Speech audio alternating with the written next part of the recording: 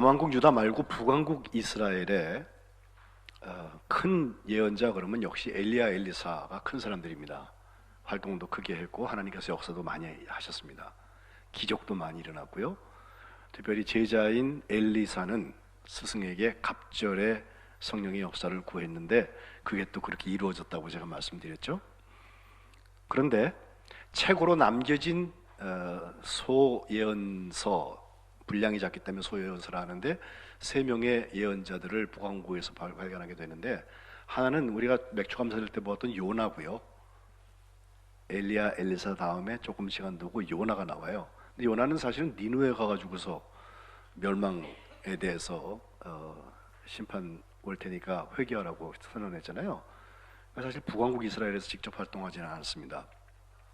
그 다음이 아모스입니다. 우리가 정의의 예언자라고 이름을 붙이는 아모스인데, 아모스의 시간을 맞물리면서 오늘 우리가 읽는 호세아, 이렇게 3사람이 책으로 남아있는 북왕국의 예언자들입니다. 아모스는 출신은 남왕국 유다 출신이에요. 그리고 그의 이름이 짐을 진다는 뜻을 가지고 있고, 아주 준엄한 하나님의 심판에 대한 이야기를 무섭게 얘기해서 공의와 정의에 대한 이야기를 집중적으로 말씀을 했기 때문에 하나님의 두 속성 중에 하나인 justice, 이 옳다고 하는 것, 하나님이 옳다고 여기시는 것에 대한 아주 추상 같은 말씀들을 전했습니다. 그런가 하면 오늘 우리가 읽은 호세아는 같은 시점을 이렇게 연결해서 뒤로 오래 그 사역을 감당하면서 결국 호세아 때에 북왕국 이스라엘이 아수르에 멸망하는 일을 경험하게 되거든요. 맨 마지막 왕국의 예언자였다고 볼 수 있는데, 그는 우리가 그 바람난 아내가 돌아오게 하는 그 과정을 통해서 하나님께서 우리가 바람나서 다 배신하고 간 사람들이 돌아볼 때 하나님이 그를 사랑하시고 다시 받아주신다고 하는 사랑의 메시지를 보거든요.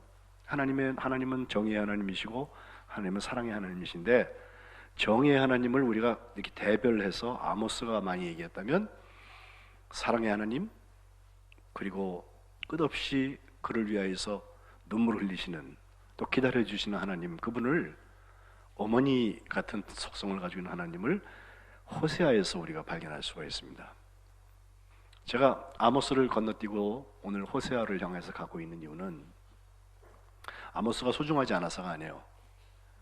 또 저도 20대 초반에 그냥 늘 체류탄을 먹고서 살았던 그 시간에는 아모스가 진짜 선지자 중에 선지자라고 생각했어요. 이사야보다도 더 큰 선지자 같아. 한 구절 한 구절에 눈물을 흘리지 않았었어요. 공의가 하수같이 흐르게 하라 말이죠.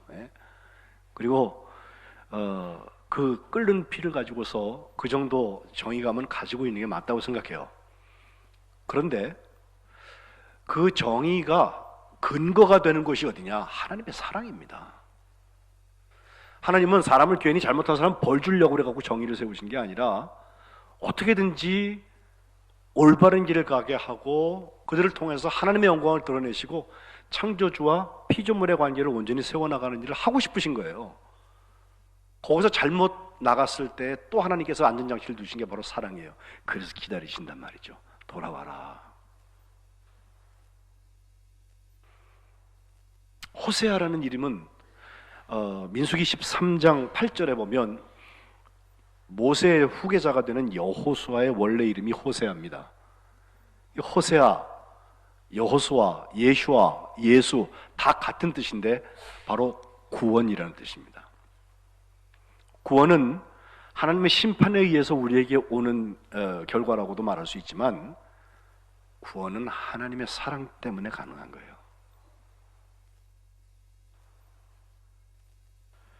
특별히 호세아가 시작됐을 때, 그러니까 아모스와 함께 예언의 자리에 있었을 때 북왕국 이스라엘의 왕은 여로보암이라는 왕이었는데, 그 여로보암은 북왕국 이스라엘 초대 왕과 이름이 같아서 13번째 왕인데, 여로보암 2세라고 우리가 말을 이자를 붙이는 그런 왕입니다. 근데 거기에다 대고서 하나님의 심판을 이야기하고 이스라엘 백성들이 잘못한 것을 그냥 분류별로 제사장은 뭘 잘못했고 누군 뭘 잘못했고 아주 무섭게 아모스가 이야기를 하니까 그거에 대해서 기득권 종교층에 있는 베델의 제사장인 아마샤 같은 사람은 아모스 7장 12절 13절에 바로 그 아모스가 출신이 북왕국 출신이 아니라 드고아라고 저 예루살렘 주변에 있는 남왕국 출신이거든요. 그러니까 뭐라고 그러냐면요, 선견자야 너 유다 땅으로 도망가라. 거기서 떡이나 먹으면서 거기서 예언하고 다시는 베델 이 북왕국으로 올라와서 이스라엘 베델에서 예언하지 말아라 하가지고 아주 그냥 무섭게 세력 다툼을 하고 또 실제로 정권을 가지고 있으니까 이것이 왕의 성소고 나라의 궁궐이라고 그렇게 아모스를 입을 막아버리고 맙니다. 바로 그때 하나님께서 호세아라는 선지를 세우셔서 정의의 심판뿐만 아니라 하나님의 구원의 역사가 어떻게 일어난다는 것을 말씀해 주고 있는 이야기가 오늘 우리가 보는 호세아 이야기입니다. 여로보암 2세로 돌아가면 열왕기 하 13장 정도에 나오는데 그는 무려 40년 넘도록 장기 집권을 하면서 나라를 굉장히 부강하게 만들었습니다. 마치 아합 왕이 나라를 부강하게 했던 것처럼 이 여로보암 2세가 왕이었을 때 그 고토가 회복되어서 옛날에 솔로몬 때 영광까지 북쪽 좌우위까지 올라가고요. 남쪽은 그렇게 가지 못했지만 어쨌든 나라가 부강해져서 그 나라에서 경제적인 번영도 생기고 또 국권이 세계에 좀 이렇게 드러낼 수 있는 꽤 강대국이 됐네 이스라엘이 이런 소리를 들을 수 있는 때가 되었습니다. 그러나 물질적인 번영, 세상적인 것의 번영과 영적인 번영이 같이 가지 않습니다. 어떤 때는 반대로 갑니다. 물질이 올라가는 만큼 영적인 수준이 저 바닥으로 내려가요. 우상 숭배가 극성을 부리고요. 하나님을 믿는 그만큼이 줄어드는 거예요. 그 전에 내가 무능할 때는요 하나님한테 매달려요. 내가 조금 생기면요 하나님 안 보여요. 여로보암 2세가 41년을 통치한 다음에 맨 마지막 왕인 호세아, 그 호세아 19대 왕인데 그는 9년 동안 왕위에 있었는데 그 나머지 왕들이 전부 6왕이나 나오는데 그 6왕들은 30년밖에 통치를 못해요. 그러고 보면 굉장히 여로보암 때가 좋았던 때인 것을 알 수가 있습니다. 거의 아합 왕 때에 비견하게 국가가 세졌지만 여호와 보시기에는 극악한 왕이었습니다. 마지막 왕에 가보니까 역시 이름이 똑같은 호세아라고 그랬는데 이는 선지자 호세아와 왕 호세아가 같은 이름을 가지고 호세아 그럼 둘이서 네 그러고 돌아버릴 거예요. 근데 하나는 왕이고 하나는 선지자인데 왕은 엘라의 아들 호세아라고 말을 하고 우리 선지자 호세아는 벤 브레라 브에라의 아들 호세아라고 우리가 구분을 합니다. 그런데 그 호세아 왕 때는 또 어떤 일이 있었나 보니까 이제 총평을 보면 열왕기하 17장에 가보면 9년 통치가 여호와 보시기에 악을 행했다. 다만 선왕들 그의 앞선 왕들이 한 것 같이 하지는 않았다라고 총평을 하면서 그 당시에 세계적으로 정말 강대국이 되어 있는 아수르 왕 살마네슬 5세가 이제 공격해 올 때 거기에 항복하고서 거기다 조공을 들이기 시작해요. 근데 조공을 들이다가 가만 생각해 보니까 우리 힘으로는 감당할 수 없지만 이 반대쪽에 애굽이 있거든요. 이집트. 이집트 쪽하고 손잡으면은 아수르가 대적될 것처럼 생각이 되었는지 어느 날 그 조공을 딱 끊어버리고 저 애굽 왕의 이름이 소예요. 소라는 왕한테 사신을 보내고 그쪽으로 자꾸 조공 연결을 하고 하니까 아수르가 화가 나가지고서 다시 쳐들어와서 사마리아 성을 3년 동안 포위합니다. 이랬다 저랬다 하는 게 요즘 지도자들 같아. 어떤 이유인지 그 살마네셀 5세는 그 공격 사마리아를 포위하고 있는 중에 죽고 그 뒤를 사르곤 2세라는 아수르 왕이 뒤를 잇게 되는데, 그 사르곤 2세가 결국은 사마리아를 점령합니다. 점령해서 북왕국 이스라엘이 망하는 거죠. BC 722년입니다. 그의 기록에 보면 2만 7천 명 넘는 남자가 아수르까지 끌려가가지고 저 고산 강가, 굉장히 먼 거리에 있는데 거기 할라, 하볼, 또 메대 사람의 여러 고을에 분산 수용되었다고 기록하고 있습니다. 갔을 뿐만 아니라 아수르 사람들이 사마리아 성에 파견돼서 온 사람들이 거주하게 되었는데, 그들이 거기서 살다가 어떤 사람들이 죽어요. 갑자기 이유 없이 죽어요. 그래서 이 사람들이 왜 죽나 하고 나중에 알아보니까 거기 있는 사람들이 아수르 왕한테 보고하기를, 우리가 여기서 살다 보니까 이 땅의 신의 법을 우리가 몰라가지고 그 신을 섬기지 않아갖고 우리가 죽은 것 같다고. 예? 그래서 저 아수르에서부터 다시 이스라엘 제사장 한 사람을 그걸로 파견을 해가지고 어떻게 하면 니네 신을 기쁘게 할 수 있느냐고 알려달라고 해서 거기서 예배하는 법도 배우고 여러 가지 공부를 하는데, 그 하나님께 예배 제사를 하기도 하면서 동시에 자기들이 민족의 풍속대로 자기들의 신도 함께 섬긴 게 문제입니다. 하나님이 가장 싫어하시는 거예요. 덥든지 차든지 하는 건데 미지근해가지고 토하고 싶은 거 있잖아. 그들이 듣지 아니하고 오히려 이전 풍속대로 행하였느니라. 익숙함의 울타리 안에 하나님의 그 소망들이 갇혀버리고 나면요, 아무것도 일어나지 않아요. 우리가 물타기 하는 거예요. 이 여러 민족이 여호와를 경외하고 또 그 아로 새긴 우상을 섬기니 그들의 자자손손이 그들의 조상들이 행하던 대로 그들도 오늘까지 행한다. 이것이 열왕기하 17장 41절에 기록하고 있는 말씀입니다.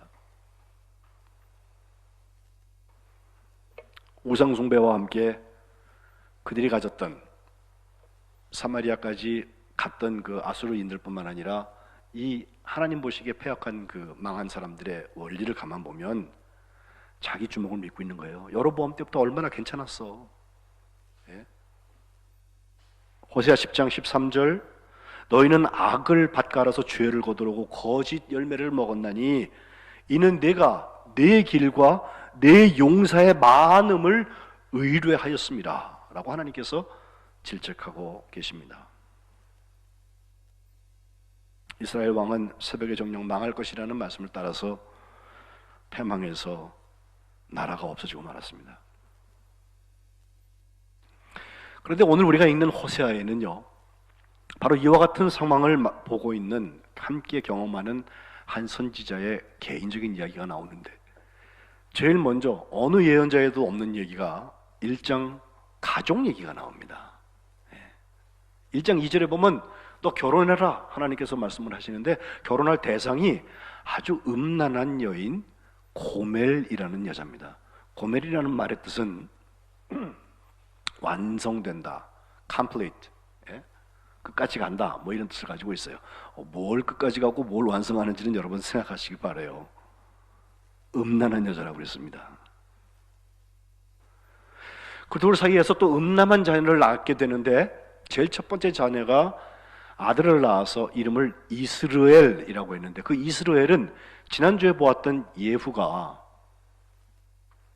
여호람의 활을 쏘아서 염통을 맞췄던 그 자리, 그리고 아합의 부인인 이세벨을 짚어던지라고 해갖고선 뼈도 못 추리게 해서 죽여버렸던 그 자리, 그 이스르엘이라는 이름을 자기 아들한테 줬던 것입니다.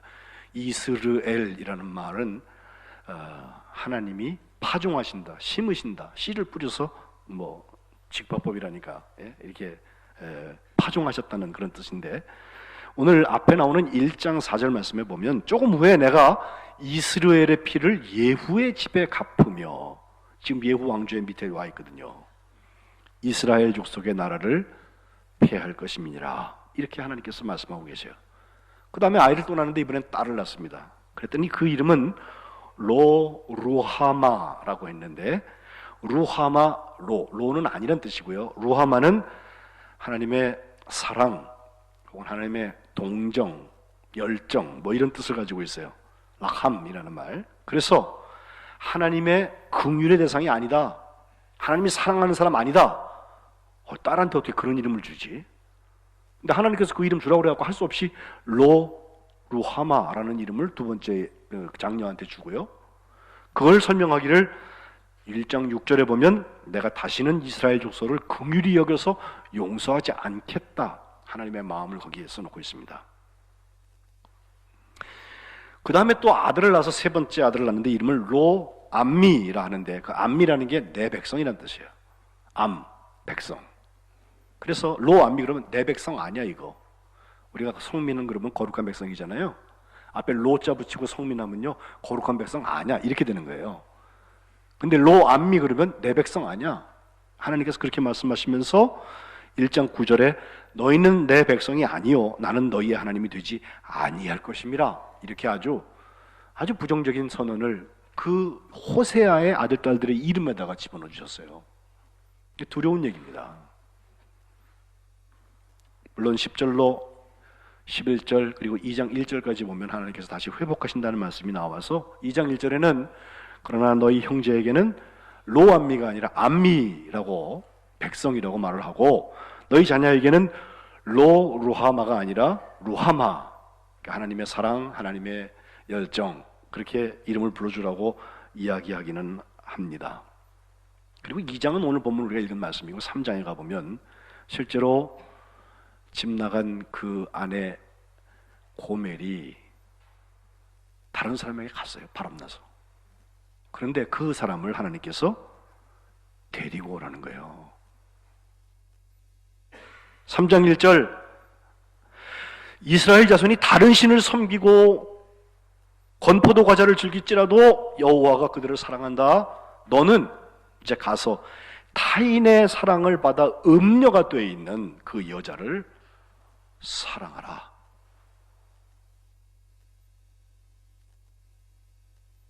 정말 감당하기 힘든 얘기일 거예요. 그런데 3장 2절에 보면 내가 은 15개와 보리 한 호멜 반으로 나를 위하여 그녀를 샀다고 그랬어요. 여러분 우리 그런 거 있잖아요. 집 나간 여자고 바람난 여자예요. 음녀가 됐어요. 그 사람까지 내가 책임져 줄 일이 없어요. 사회적인 통념에서 그거 안 해도 돼요. 하는 사람이 좀 모자란 사람이야. 예? 근데 하나님께서 그거 하나 그러시면 하나님의 명령이 더 소중하냐? 아니면 내가 지난주에 얘기하는 confirmation bias라고 확증 편향, 내가 듣기 좋아하는 거 듣고 내가 이해하는 그 한도 내에서 이해하는 거 있잖아요. 예? 그게 더 중요한 사람이냐? 소망은 여기서 나오는 거예요. 나를 위하여서 돈 주고 그 여자를 사오는 거예요. 나를 위하면 안 사야 맞죠? 거기 안 가야 맞죠? 근데 호세아는 돈을 주고 하나님의 말씀이기 때문에 사옵니다. 뿐만 아니라 3장 3절에 가보면 그녀에게 하는 말 너는 많은 날 동안 나와 함께 지내자. 음행하지 말자. 다른 남자 따라가지 말아라. 나도 네게 그렇게 하겠다라고 하면서 용서한 것 같은 결과를 그에게 선언합니다. 이것은 하나님 앞에 서 있는 자기를 보기 때문에 그래요. 하나님 두려워하는 사람은 이렇게 사는 거예요. 하나님을 믿어도 성질 낼 거 다 내고 하나님 믿어도 따질 거 다 따지고 그리고 무슨 소망을 살겠어요. 세상에서 능한 사람을 사는 거죠. 거기에 하나님이 필요한 거죠. 그러니 번영신학, 축복신학 속에 빠져 있는 거예요.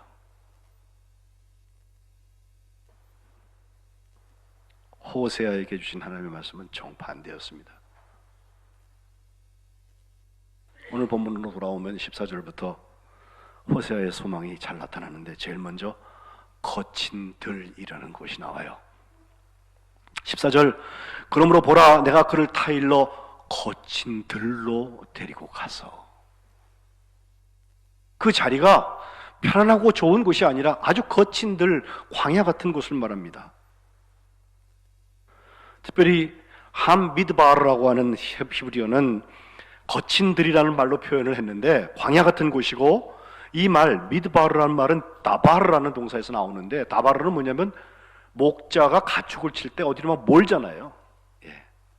그걸 움직이게 하는 그것을 바로 다바르라는 동사로 쓰게 되는데, 그 광야 같은 곳에서는요, 목자가 모는 게 생명줄이에요. 그거 안 따라가면 죽어요. 엄한 데가 있어요. 현장은 거친 들이기 때문에 환란이 있고 시련이 있고 훈련장이고, 우리 난인 연망으로 얘기하면 환란, 난자의 자리에 해당될는지 모르겠어요. 그러나 그 자리가 망을 향한 출발점이라면, 인내와 연단을 통해서 소망에 이르는 길의 시작점이라면 나름 의미가 있습니다. 하나님 그래서 거기 데려가세요. 주님도 공생애 시작하실 때 광야에서 금식하시고 광야에서 마귀에게 시험 받으셨어요. 3번 시험 받은 얘기가 나오죠. 그것도 성령에 이끌려서 시험을 받으셨다 그랬어요. 물론 시험을 이기십니다.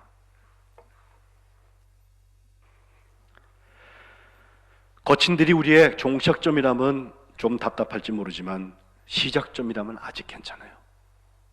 절망할 것이 아닙니다. 거기서 하나님께서 하시는 일은 말로 먼저 위로해 주신다고 그랬어요. 그리고 거기서 비로소 그의 포도원을 그에게 준다 하셨고, 15절 아골골짜기를 소망의 문을 삼아주겠다. 이게 참 놀라운 얘기예요. 아골골짜기가 어디예요? 여리고 정복했을 때 아간이라는 사람이 하나님께서 진멸하라고 그러셨는데, 진멸하지 않고 뭘 좀 숨겨가지고 들고 나왔거든요. 보기에 좋으니까. 근데 그것 때문에 아이성에서 패배하잖아요. 조그만 성인데. 그러니까 하나님께서 조사를 시키셨어요. 했더니 아간이 걸려요. 그 아간을 처형하고 아간이 숨겨놓은 모든 물건을 불태워버린 것이 바로 아골골짜기예요.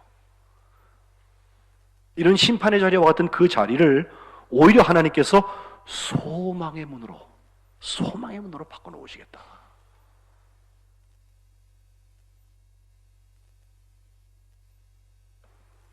두 번째, 호세아에 나타나는 하나님의 사랑은 제가 하나님의 프로포즈라고 말해보고 싶어요. 우리를 복권시키는데, 네가 이제 나를 남편이라고 부를 거야. 내 남편이라고 부를 거야. 내 바알 그런 거 이제 네 입에 다 없애버릴 거야 내가. 바알 신을 얘기하기도 하지만 바알이란 말은 주라는 뜻을 가지고 있고, 어떤 때는 그냥 남편이라는 뜻도 가지고 있다고 하는데, 실제로 하나님을 우리가 신부가 되어서 신랑으로 맞이하는 거예요. 너는 내 아내다. 조건이 있어요. 더 이상 우상 숭배하지 말아라. 진짜 소망 붙들고 가자. 그리하면 하나님께서 18절에 이 땅에서 활과 칼을 꺾어서 전쟁을 없이 하시고 그들로 평안히 눕게 하겠다고 그러셨어요. 제가 해외 나가보면 지금 분단 상황에서 북한에서 자꾸 미사일 쏘잖아요. 그러면 너희들 두렵지 않냐고 그래요. 근데 우리는 이미 무감해진 것 같아요. 예. 그거 진짜 버튼만 하나 잘못 누르면요, 일로 올 수도 있는 거잖아요. 근데 얼마나 자신이 있으면은 저 평안도 끝에, 서쪽 끝에서 자기 땅을 다 지나가가지고 동해바다에다 그걸 더 집어던지거든요, 지금. 예? 근데 이게 방향만 바꿔놓으면요, 서울이며 대전이며 부산이며 제주도까지 다 가요. 예? 근데 하나님과 결혼해서 사는 신부는요, 그것 때문에 걱정하지 않아요.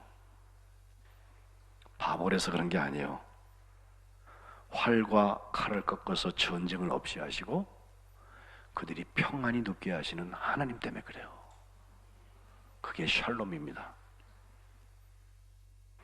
하나님이 우리에게 결혼해서 장가 들어서 영원히 사실 때 19절과 20절에 보면 여러 가지 조건들이 나오는데 크게 보면 두 가지. 하나는 공의고 하나는 사랑이에요. 공의와 정의, 은총과 긍휼히 여김, 이걸 가지고서 내게 장가를 들 텐데 20절 진실함으로, 이거는 신실하여서 변덕 부리지 않겠다는 뜻이죠. 내게 장가 드릴 텐데 내가 여호와를 알리라 그랬습니다.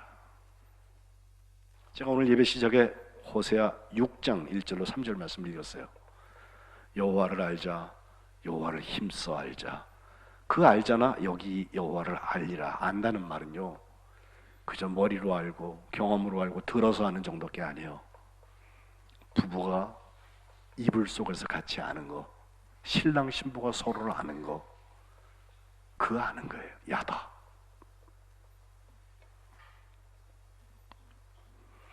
이어서 하나님의 응답과 하나님의 회복의 소망에 대한 얘기가 21절로 23절에 나옵니다. 그날에 내가 응답하리라. 나는 하늘에 응답하고 하늘은 땅에 응답하고 땅은 곡식과 포도주와 기름에 응답하고 이것들이 이스라엘에 응답하리라. 이스라엘은 하나님께서 심으신다고 그랬잖아요. 이스라엘, 내가 나를 위하여서 그를 이 땅에 심고, 회복입니다. 첫째 아들. 23절 긍휼히 여김을 받지 못하였던 자를 긍휼히 여기며 루하마가 되는 거예요. 딸의 이름. 계속해서 내 백성 아니었던 자에게 향하여 이르기를 너는 내 백성이라 하리니 암마가 되는 거예요. 둘째 아들 이름. 그들이 다 이르기를 주는 내 하나님이시라 하리라. 하나님께서 말씀하신 거예요. 바로 이 23절을 로마서 9장 25절에 이렇게 받았었습니다. 호세아의 글에도 이르기를 내가 내 백성 아닌 자를 내 백성이라, 사랑하지 아니한 자를 사랑한 자라 부르리라. 너희는 내 백성이 아니라 한 그곳에서 그들이 살아계신 하나님의 아들이라 일컬음을 받으리라 함과 같으리라. 이것은 하나님의 은혜가 없이는 될 수 없는 일입니다. 그 은혜 속에 우리의 소망이 있습니다. 일본이 경제 침략을 저렇게 이상한 짓을 해버리니까 그냥 돌로 나뉘어가지고 또 이 소리 저 소리 다른 소리들을 해요. 팩트는 하나인데 저도 뭐가 맞는지 몰라요. 그리고 사실 관심이 적어요. 제가 정말 관심 가는 거는 하나님이 뭘 기뻐하시나요? 하나님이 뭘 불쌍히 여기실까? 누가 하나님의 백성이냐? 그리고 하나님은 무엇을 심으셨나? 거기 호세아의 회복의 소망이 있습니다. 하나님이 응답하시는 것은 이전에는 내가 백성 아니라고 그랬는데 너 이제 백성이라고 부를게. 이전엔 긍휼하지 않았는데 내가 이제 긍휼히 여길게. 내가 이제 거기에다가 심을 거야. 그 호세아의 세 삼남매의 이름이 바로 응답의 소망, 그 현장인 것입니다. 호세아서 마지막 12장의 끝에 보면 이렇게 말합니다. 그런즉 너희 하나님께로 돌아와서 인애와 정의를 지키며 항상 너희 하나님을 바랄지니라. 아모스는 정의고 호세아는 사랑이다. 틀린 말이에요. 아모스의 정의도요 하나님의 사랑의 근거에서 나오는 거고요, 호세아의 사랑도 하나님의 정의를 소망하기 때문에 일어나는 거예요. 그리고 맨 마지막에 인애와 정의를 지키며 항상 너의 하나님을 바랄지니라. 이 바람이 소망 아니에요?